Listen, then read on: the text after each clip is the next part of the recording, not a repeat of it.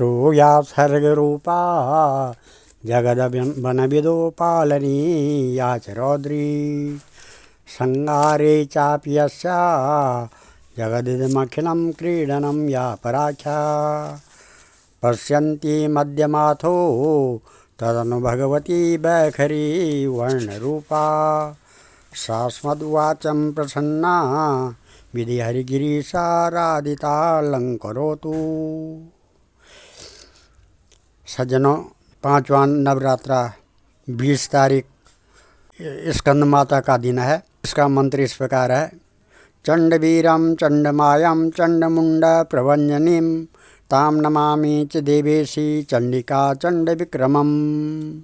और इस दिन सरस्वती माता का भी दिन है। सरस्वती माता का पूजन किया जाता है, जिसका स्तोत्र यह है। रवि रुद्र पितामह विष्णुनुतं हरिचंदन कुंकुम पंकयुतं मुनिवृंद्रगणेन्द्र समानयुतं तव नौमि सरस्वती पादयुगं शशिशोदसुधा हिमधामयुगं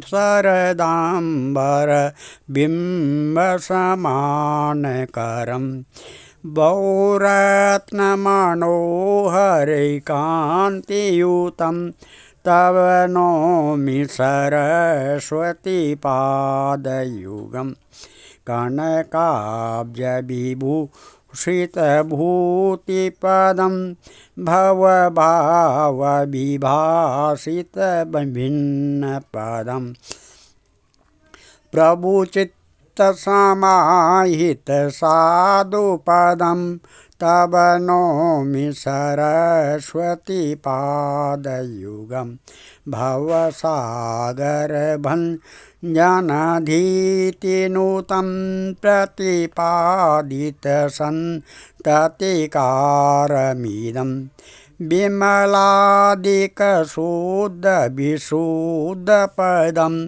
तव नौमि सरस्वती पादयुगं मतिहीनजनाश्रयपादमिदं सकलागमभासितभिन्नपदं परिकारितविश्वानेकभवं तव नौमि सरस्वती पादयुगं परिपूर्णमानेकं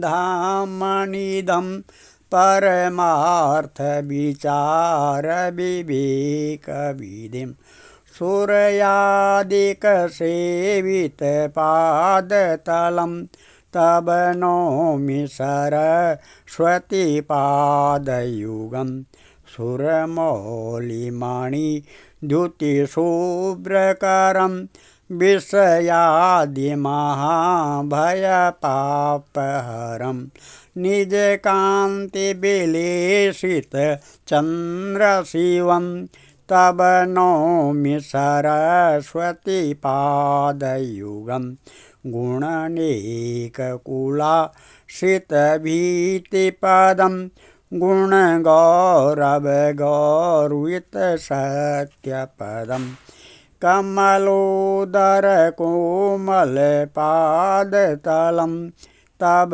नौमि सरस्वती पादयुगं या कुन्देन तुषारहारधवला या शुभ्रवस्त्रावृता या वीणावरदण्डमण्डितकरा या श्वेतपद्मासना या ब्रह्माच्युतशङ्करप्रभृति विदेवे सदा वन्दिता सा मां पातु सरस्वती भगवती निःशेषजाड्यापः।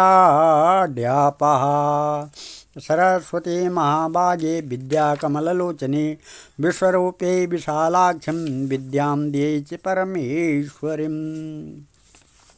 इस प्रकार से सरस्वती माता का भी कल दिन है। और स्कंद माता एक तरफ से सरस्वती माता के रूप में उसकी पूजा होती है। और पांचवा दिन हरियाली के भी दर्शन हो जाते हैं। और उसकी भी पूजा होती है। जो नियम से इस पूजा को स्कंद माता की पूजा करता है उसके सारे कष्ट दूर हो जाते हैं, मन इच्छित फल की प्राप्ति होती है। और आगे शिव महापुराण के आगे की कथा सुनाते हैं।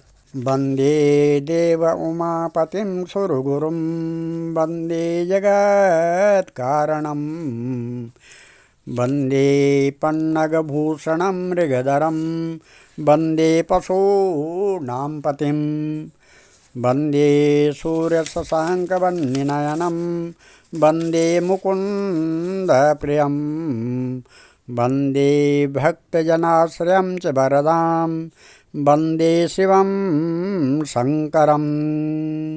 ओम नमः शिवाय। नमः शिवाय। कल के कथा में शिवजी भगवान की बारात हिमांचल के राज्य में पहुंच गई थी। आज हिमांचल के पुत्रों द्वारा बारात का स्वागत करना, इस कथा को आगे बढ़ाते हैं।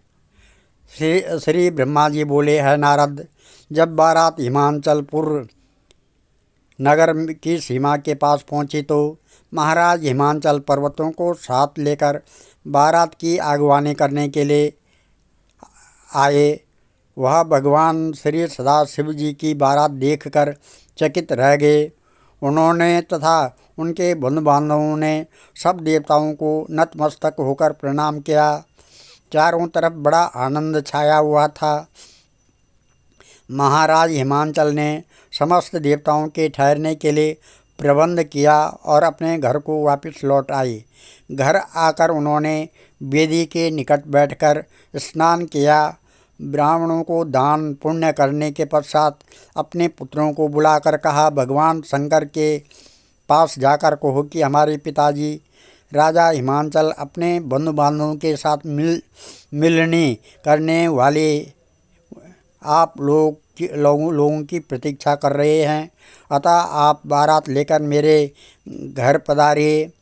महाराज हिमांचल के पुत्रों ने जब अपने पिता के कहे अनुसार जाकर भगवान श्री सदाशिव जी महाराज की सेवा में निवेदन कर दिया, तब भगवान सदाशिव जी महाराज ने कहा कि अपने पिता से कह दो कि हम शीघ्र ही आ रहे हैं।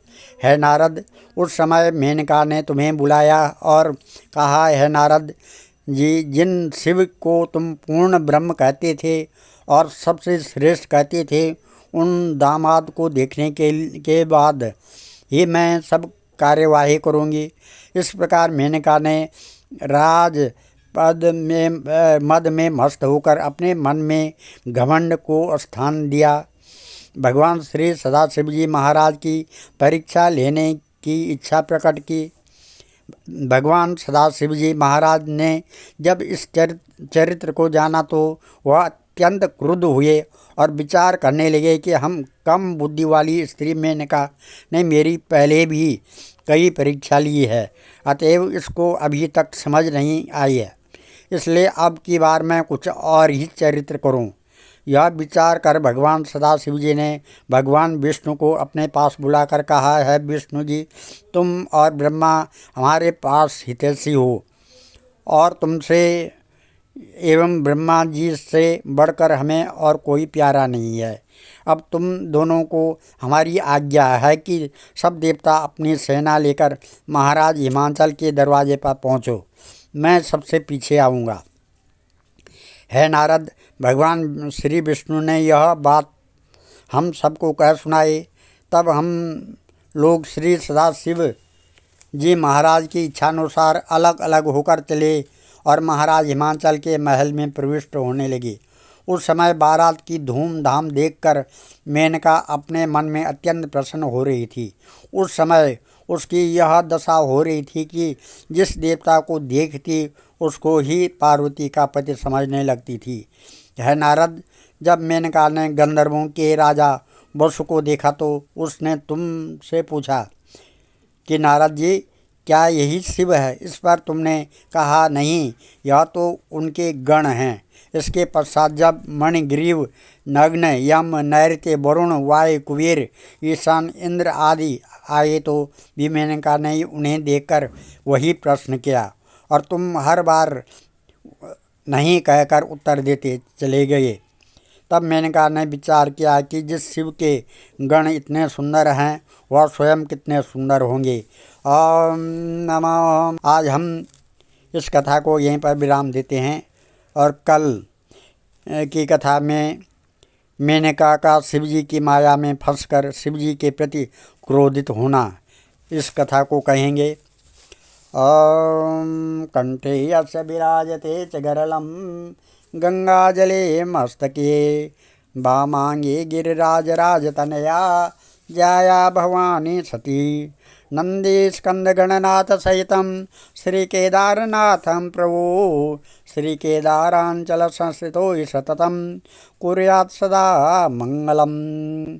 अथ श्रीकालभैरवाष्टकं देवराज सेव्यमान पावनान्द्रिपङ्कजं व्यालयज्ञसूत्र इंदुशेखरं कृपाकरं नारदादियोगवृन्दवन्दितं दिगम्बरं काशिकापुरादिनाथ कालभैरवं भजे भानुकोटिभास्वरं भवाब्जतारकं परं नीलकण्ठ ईप्सितार्थदायकं त्रिलोचनं कालकाल अम्बुजाक्ष अक्षशूल अक्षरं काशिकापुरादिनाथ कालभैरवं भजे शूलटङ्कपाशदण्डपाणिमादिकारणं श्यामकाय आदिदेव अक्षरं निरामयं भीमविक्रमं प्रभुं विचित्रताण्डवं प्रियं काशिकापुरादिनाथ कालभैरवं भजे भुक्तिमुक्तिदायकं प्रशस्तचारुविग्रहं भक्तवत्सलं स्थितं समस्तलोकविग्रहं विनिकुणं मनोज्ञहेम किङ्कणीलसत्कटिं काशिकापुरादिनाथ कालभैरवं भजे